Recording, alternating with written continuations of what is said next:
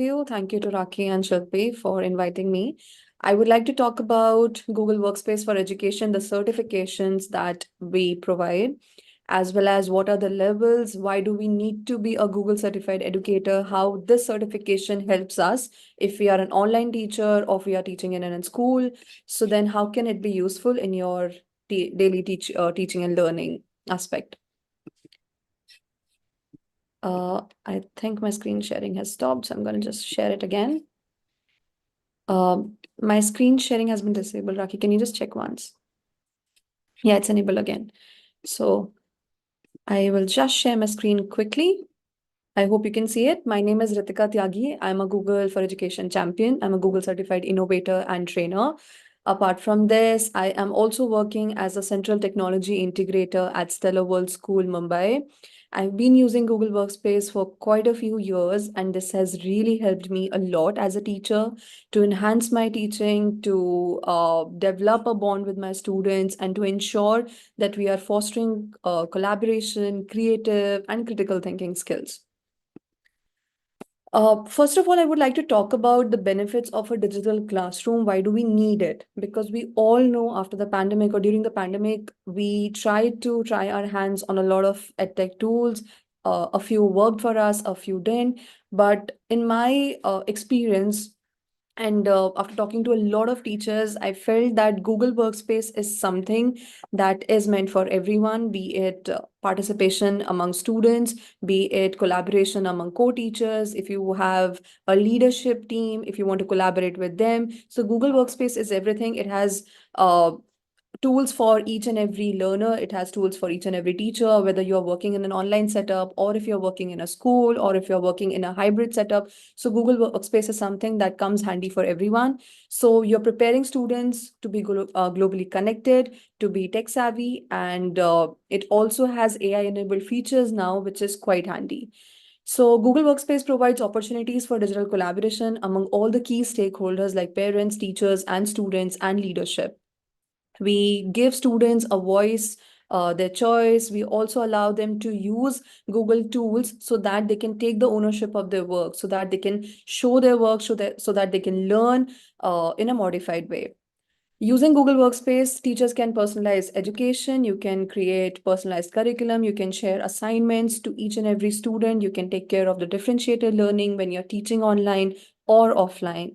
You can provide feedback, which is really very important. You can take their assessments, you can provide feedback to the students in lifetime.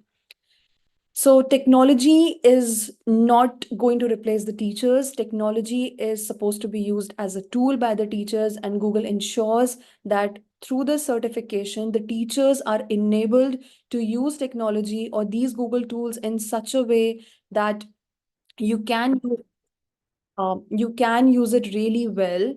So don't think that it is not meant for me, or like, I'm not so tech savvy. Don't worry about that. Google has created modules.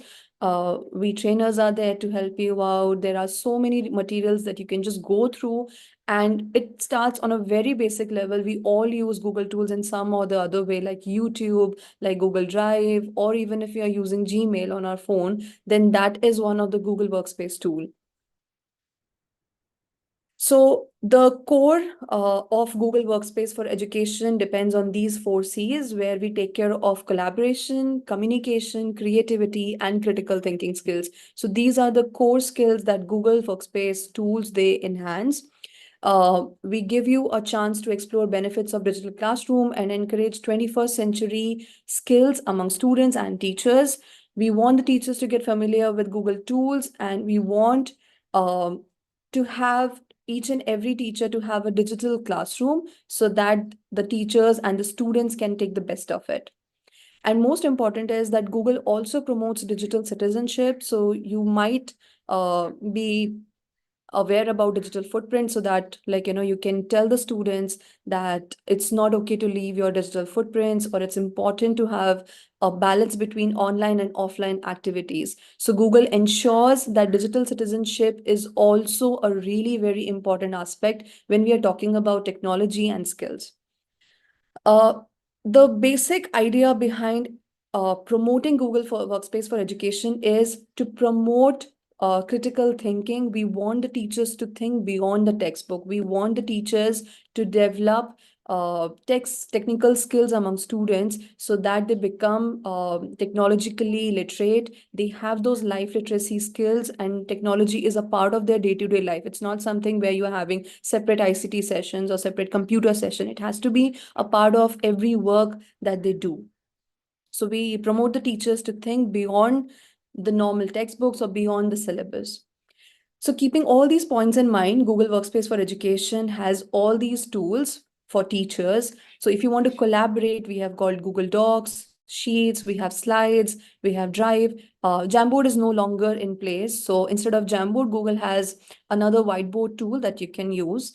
Then if you want to manage your task, if you want to manage your schedule, so you have got Google Keep, which helps you to give reminders. Then you have Google Calendar, where you can schedule your meets. You can keep all the to-do list in place. If you want to manage your classroom, then I'm sure you must be aware about Google Classroom, where Google Classroom can be used as a learning management platform. Your students, their parents, and all the teachers or co-teachers are together on one platform. You can assign them work. Now, we also have a feature of assigning practice sets. So you don't have to create a separate Google form. You can also assign practice sets on Google Classroom. And moreover, it is also AI enabled. So AI helps us to plan our lessons in a better way.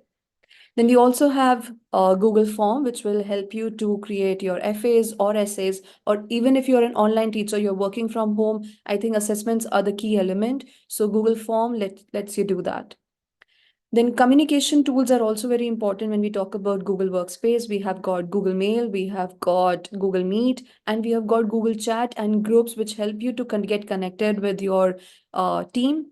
It helps you to work easily and everything is in sync. Then for the admin people, if you're working as a leader in a school, so we also have a Google admin console from where you can control the settings of all the teachers' account, of all the students' account. You can see the data usage report. So Google also has an admin console which helps you to create a domain for each and every teacher and student, and you can work effortlessly in managing that.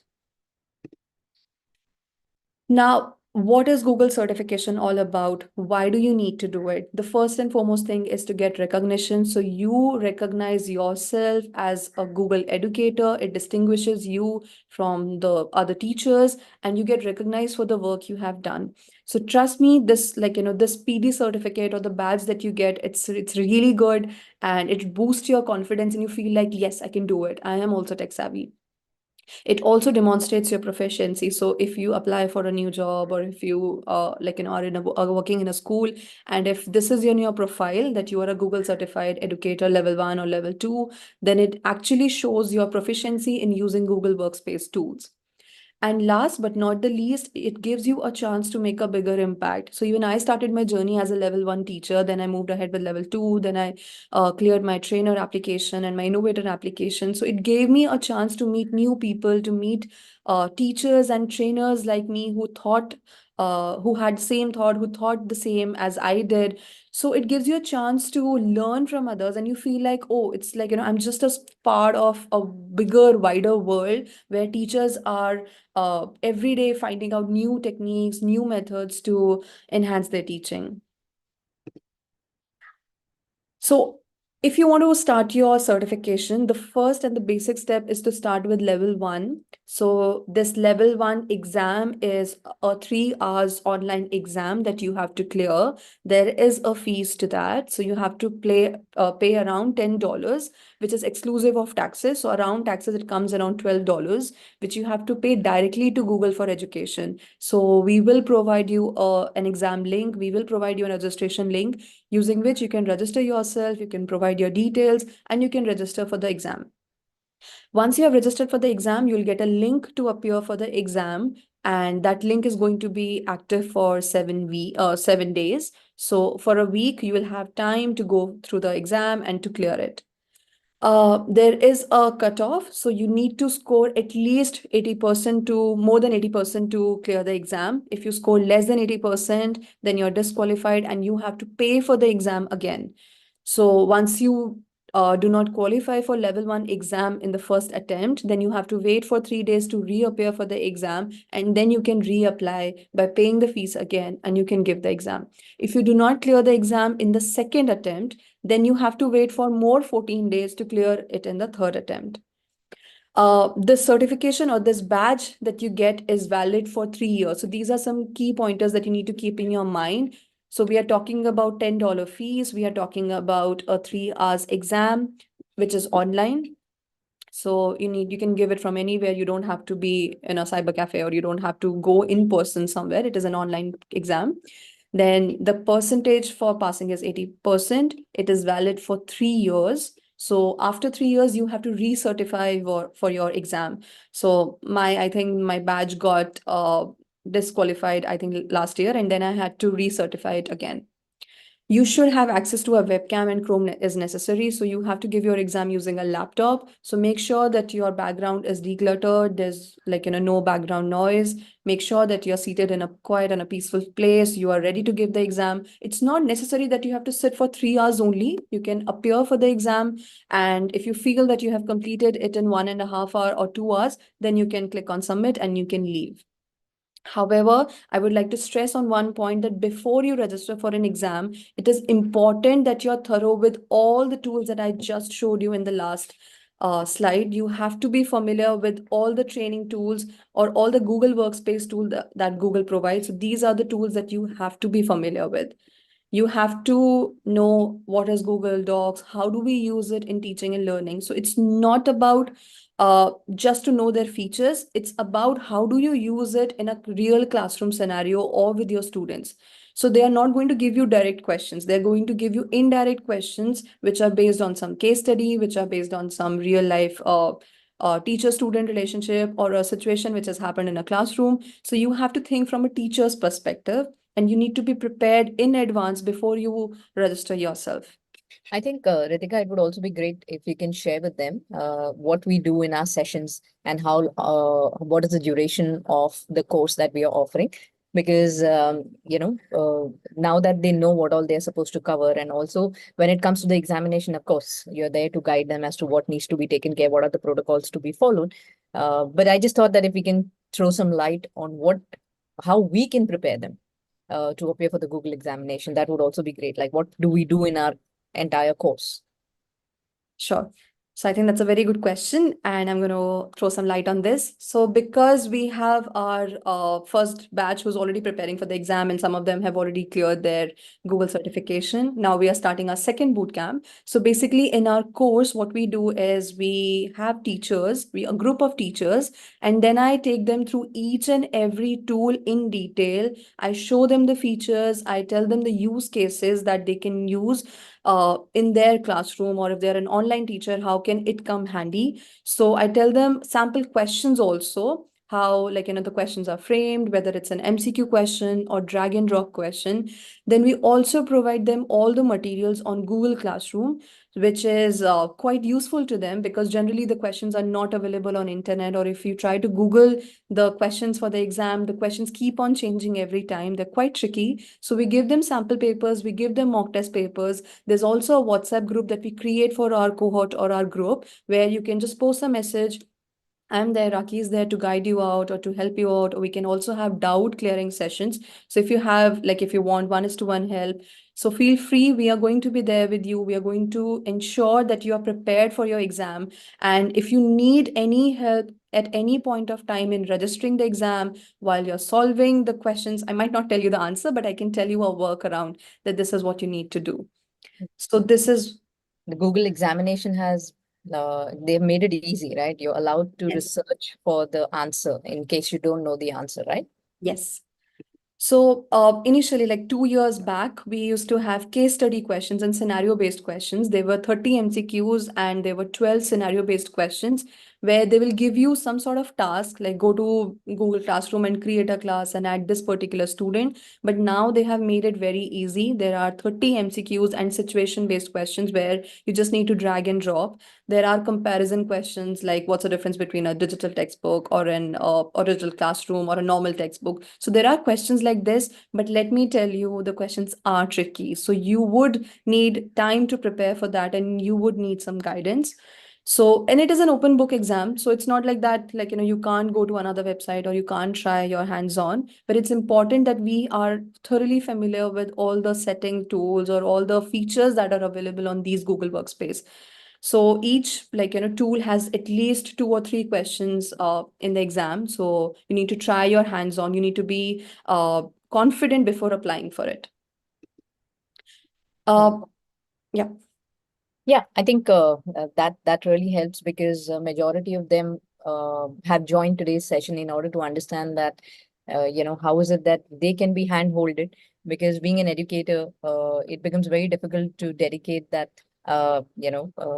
time and also have that kind of commitment. So when it's a cohort that we form, it becomes easy for all of us to appear for the examination because we get support from one another. The facilitator is there to guide us.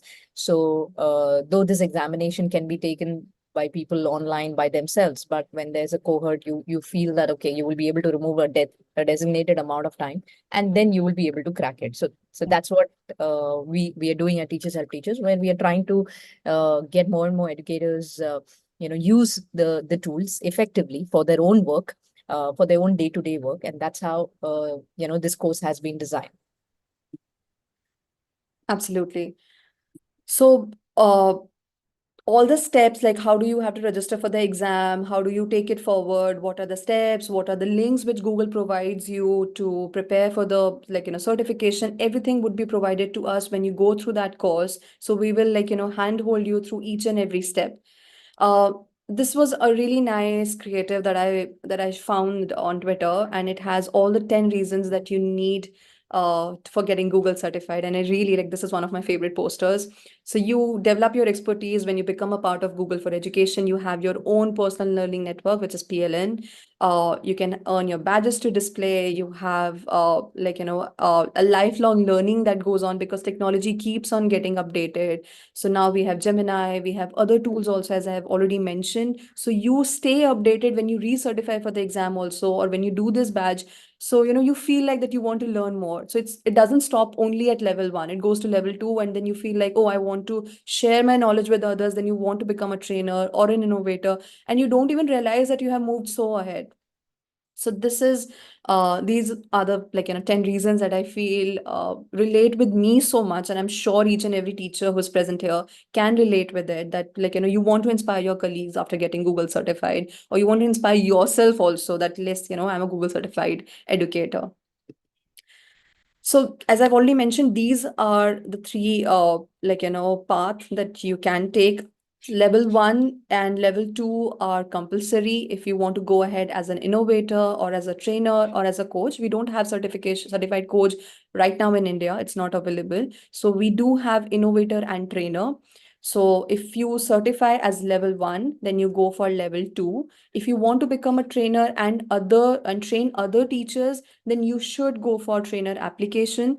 And if you have a project, or let's say you have an idea in your mind that can change the world or can bring about a lot of good development, then you can apply for an innovator also. But the basic step or the foundational step is always to become level 1, and then you can decide where you want to go ahead. As I've already mentioned, so level 1 certification, this is the exam pattern, and this is what our course also offers. So if you want to become a level 1 certified educator, we will give you mock test, and we will we will make it mandatory that you have to clear all the mock test, so that you feel, because at times, you feel that I have got a lot of time, I can just go to each and every question, and then I can practice whether, what's the right answer. But you don't realize that, at times the teachers, they get so carried away that the time is up. So we will give you mock tests. We will ensure that you have enough practice to work in a stipulated time period. There are 13 units of fundamental training.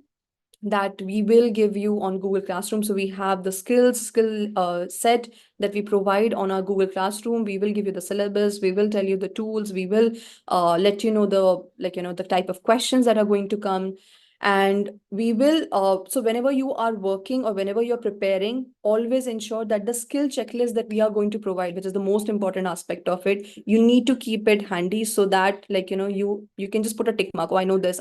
And then if you are facing any problem in any of the feature or any of the skill, you can just throw a message on the WhatsApp group. You can just contact me, and then we can take that question ahead. So these are the features that we have in our course that we provide to the teachers. Uh, Apart from this, I have gathered a few frequently asked questions, and I'm sure you must be having a lot of questions in your mind also right now. Uh, So I would just gather these frequently asked questions right now. So is it easy to become a Google certified educator? I would say it depends. How comfortable are you in using Google Workspace tools? But let me tell you that the certification progress is quite rigorous. The types of questions, though there are only 30 MCQs, but they are very, very tricky. So you need to spend a lot of time in preparing it. You need to you need to have that confidence that yes, I can do it in each and every tool, even if your strength is Google Docs, or if you feel that I know how to use Gmail, but at times questions might come from Google site which you might not have used. So we do provide you use cases also. How do you use Google site in a school, or how do you use Google site if you're an online teacher? So knowing the use cases are also important, because at times we focus on the features but we don't focus on the use cases. Then I do get questions like, how much does the level 1 Google Educator exam cost? The fees is fixed, which is $10 exclusive of the taxes. So including the taxes, it goes up to $11 and $12. Uh, Passing percentage, as already mentioned, you need to get 80% marks to qualify the exam. Even if it is 78% or 79%, you get the result then and there. Earlier, we used to wait for 1 week to get the result, but now you get the result instantly, and then you get to know whether you have qualified or not. Is there a validity? Yes, there's a validity for 3 years, which is 36 months. After that, you need to recertify yourself. And is the level 1 exam an open book? So yes, it's an open book. You can keep your notes beside you. You can just open a new tab, and then you can try out that feature. If you feel that there's a question which you don't know, there's a feature that they have asked and you don't have any clue about it, then feel free to open a new tab. It's an open book and you can just solve that question.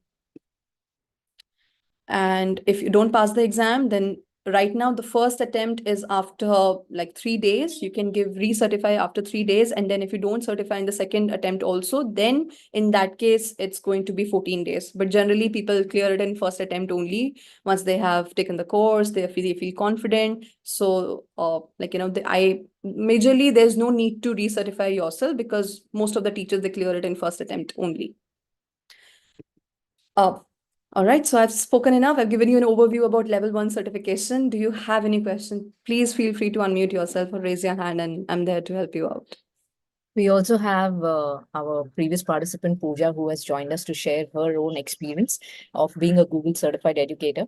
However, before we bring Pooja on board, I just wanted to understand that when you said that you can reappear for the Google certified examination after 7 days, now do we have to pay again? Do we have to pay those $10 again to reappear, or do we have like 2 or 3 chance that we have? You have to pay every time you attempt for an exam. So even if it's your second Got it. attempt, third attempt, you need to pay for it again. Okay, so we need to be doubly sure that we are prepared. And only when we have all our internet connection and everything ready with us, should we sign up for the examination. And this $10 goes to Google for the examination. And that's something that if the educators, don't want to swipe their card, then is there any other way of where you can make the payment in dollars? How is it? How does that work? Generally, you need to have a credit card where the international payment is enabled. So Okay. that's the way, it goes around, because, or otherwise, I think you need to have PayPal account. I think that's the other way to do it. All right. And in case educators seek our help, then we can pay for them and then they can do that for us, right? They can Yes. pay us the license fee that we have paid for them. We can do that. Yes. All right. So if we enroll for them, that's completely okay. Yes, absolutely. So we will provide them the login link or so, and we can take their email address. So they'll receive everything, like all the On intimation, their their email address. Absolutely. So I hope that everybody is able to understand that even though you may not be having a credit card, let's say, and if you don't have international payment accessible on your credit card, then that's something that we can help you out with. So that shouldn't be like a hindrance for you to not appear for the Google certified examination. The other most fundamental question is, Ritika, I don't know if you were introduced, but yeah, I would like to take a moment to introduce you. So Ritika is herself a Google certified trainer and innovator, and she is the tech integrator at Stella World School. And apart from that, she's also a quizzes super trainer, so a STEM teacher as well. And when we conducted our first batch, some of the participants who joined, Pooja is here, of course, and some of the other participants who joined. So, they've gone through the course. They have, because it's really simple. People feel that, oh my God, it's Google certified course. It's going to be so difficult, but actually, it's so simple that it just takes 4 hours to complete the course. However, those 4 hours are, I would say, you need to really deep dive. You need to really understand the concepts well, and then it's easy peasy. And the previous participants who have joined us, they have had this experience that even though they have understood, but they've not got the time to appear for the examination. So in this case, Ritika, what do you suggest? Like, how do we tackle this? So I would say you still appear for the course and then you start using Google Workspace tools in your day-to-day teaching because then that really helps you. And don't keep a long gap between the course and the exam because then you start forgetting also the main the sample questions that you have appeared for. And then because when we do the mock test, we are in that habit of solving the questions. But if you keep a long gap, then your speed or you're not able to solve it in a within a stipulated time period, so in that case, I would suggest like within 2 weeks or 3 weeks maximum, you appear for the exam and then you get done with it. Perfect. I think that was a superb tip, that don't keep too much gap between your coaching and your date of examination. Otherwise, you tend to forget. And let's say even if you don't happen to appear for your examination, so Ritika, can they still make use of those Google tools? Do you think that knowledge-wise, this course is definitely going to help them go to the next level? Absolutely. So that is one thing that I am very particular about. I don't like to tell the participants that this is how you do it. This is how you have to go click on here, click on this button. I really like to give them use cases because this is something that they're going to take forward. So I really like to give them example that this is how one of my friends had done, or this is how I use it in my classroom, or I train my teachers on this. So I like to give a lot of examples on each and every tool. I like to take them through teaching and learning scenarios only. So this is something that they are going to get benefited. I think Pooja might throw some light on this, if she got benefited with all the examples that I had given. Yes, absolutely. So we have a previous participant, Pooja. We also have a few questions that have come up in the chat box that are coming directly to the host. So in case you want to put the question in the chat, you can, there's a three dot. You click on the three dot and then click on everyone. So your question goes in the general chat section rather than just coming to the host. So yes, we are going to come to the question. But before that, yes, Pooja, thank you so much for joining us. I know you're working, Most but yes, welcome. absolutely My a pleasure. great Am I pleasure to have audible? you. Yes, Am I absolutely. audible? Yes, Yeah, so yes. Go ahead. basically before the course, I If used to be Ritika, you stuck could in stop Microsoft sharing your Office. screen. Will that be okay? Yeah, Yes, yes. yeah. So actually beforehand, I used to be very addicted to Microsoft Office. After the course, I started using a lot of Google tools, and I'm so addicted now that I keep reading about different courses, apart from what Ritika had also, taught during that course. So like I also did generative AI course after that. So it's a free certification course. So basically the level one no actually created that curiosity and encouraged me to go ahead. And initially, as Ritika mentioned, no, the gap shouldn't be there. When I was reading a lot and learning, no, I realized it's going to take a lot of time, so I need to have a time set, a limit, a goal. So then I just paid up for it, and then I knew now I have, if you pay up, you have to do it. So and after that, I actually tried everything. It's more applicative. So just reading doesn't help. So, as Ritika mentioned, case studies and all what she was giving, I did the same thing. I went on each tool and checked it myself. Like for example, if I have to move the folder, what are the three places from where I can do it? I started using it for the first whole week, and then after that, I was confident enough to give exam. So I gave a first try, but what I realized was, I had mentioned earlier also, I didn't review the questions. If you're given 3 hours, my suggestion is utilize it. Don't be in a hurry because 80% is the cutoff. So review each and every question, and it's an open book. Sometimes you're very confident that you are simultaneously doing it, so it's quite possible that you have all the correct answers. So, and in fact, there were less case studies this time. Only one or two I got. So they were all direct questions in the entire MCQ, and some were repetitive in the second try. So another thing which I noticed, it's mentioned on the top, which was not mentioned, but I had seen some video and it was mentioned that two responses, three responses. So, Ritika, one thing is that whenever you do the course, just mention the response.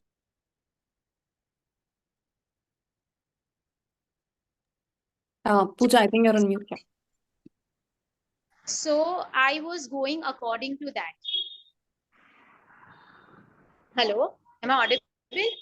Yeah, so now in that 2024 video, which I watched, before giving the exam, because I was stuck little, and I knew that you are in school that time.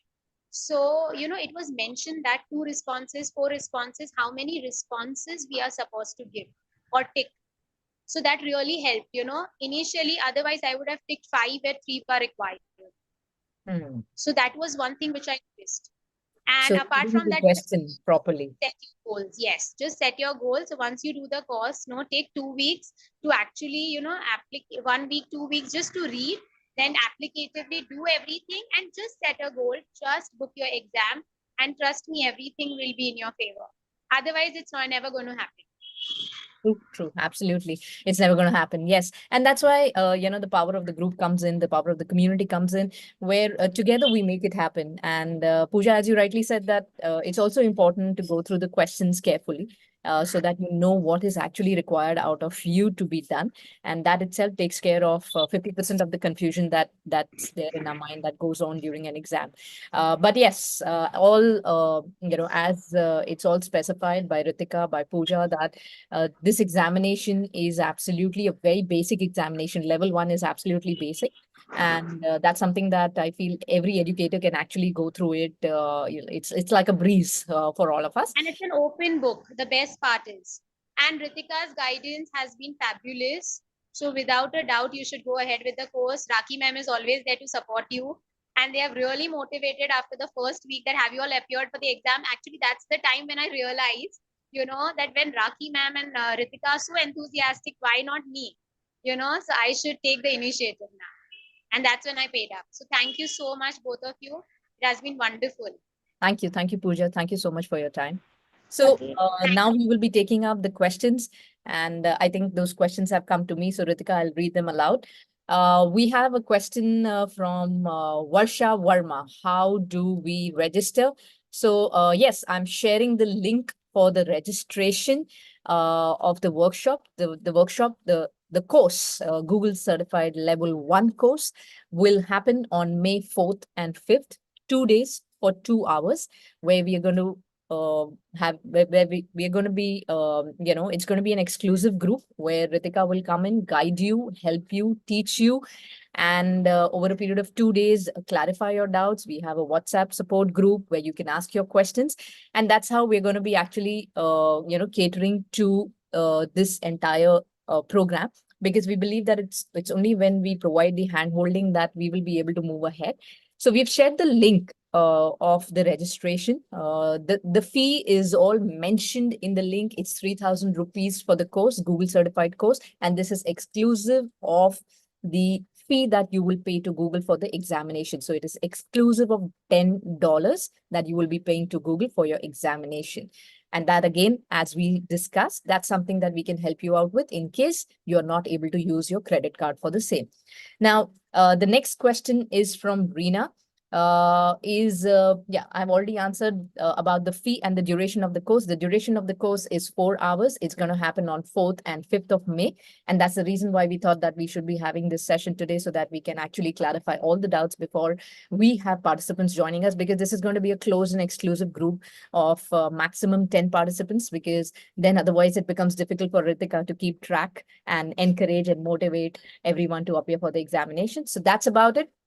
What is the fee duration? My doubt is, Reshma, total duration of the course, cost, everything I have shared.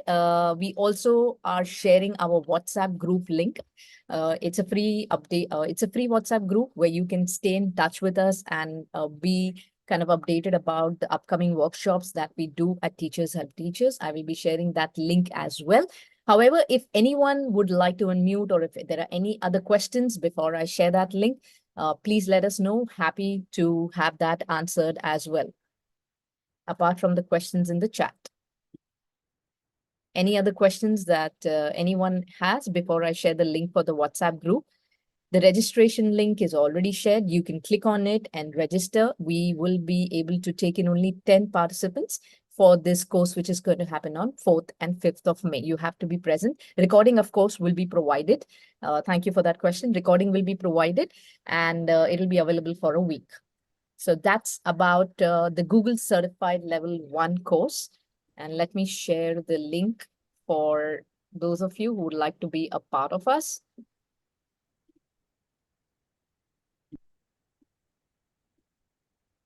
Here it is. You can join our group and stay in touch with us. So any other question before we break for today?